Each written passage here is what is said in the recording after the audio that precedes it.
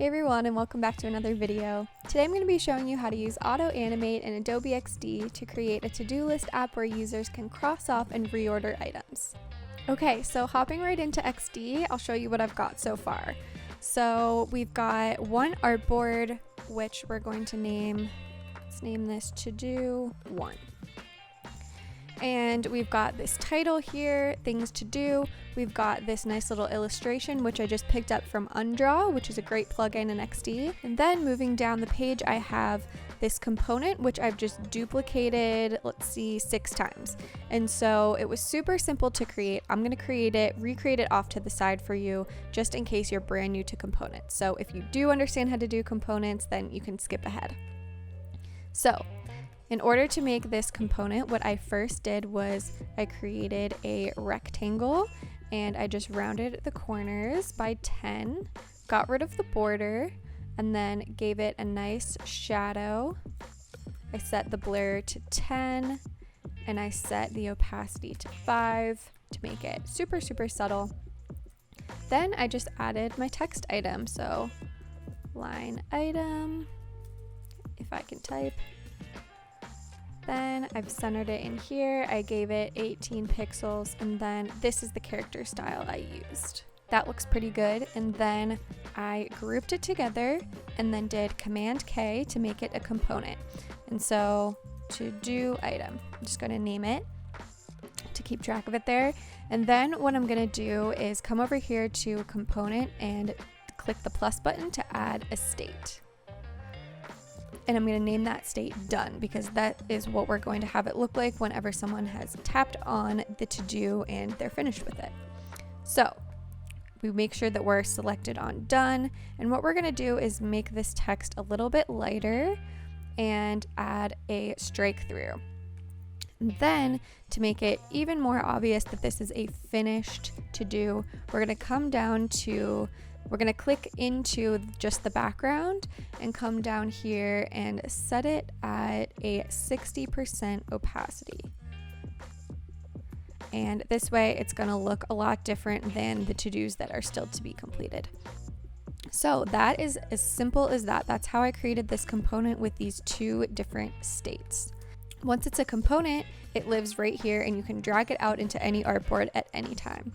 So it's saved right there within your assets panel. All I did after I created that component was duplicated it and then changed the text in each of the states. And then I created these 2, which were completed so that we could see the 2 different states. Now what we want to do is actually show in a prototype what would happen if someone wanted to reorder this list.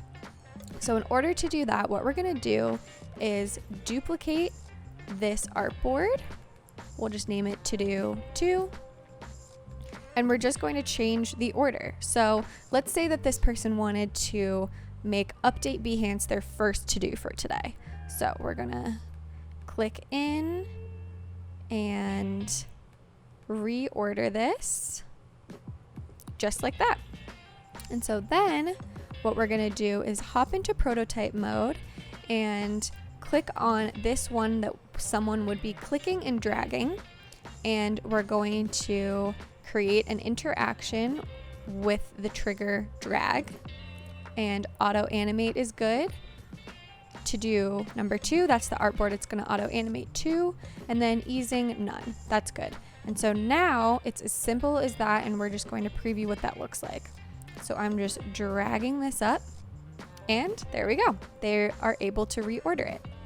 So then you can do that with as many of these as you want. You just have to create a new artboard where they're in the correct order and then add a drag trigger.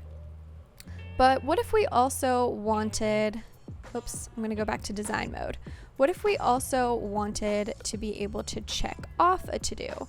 So with this third artboard, we're going to have, so let's remember we started here, and then the person is going to drag up and they're going to land here on this new, this new order. And then what if we want them to tap on Update Behance and go to this new artboard where we have Behance as done. So let's go into prototype mode. we've got this interaction, change the trigger to tap. It can just be a regular transition. So with no animation. So first, let's just preview this whole thing and see how that looks. So we're dragging it up, and then there we go, we're checking it off. But I think that it would make more sense if this moved to the bottom once it was finished, so that all of the unfinished to-dos were always at the top. So in order to make that happen, what we're going to do is hop back into design mode. We're going to duplicate this yet again. We'll call it to-do 4.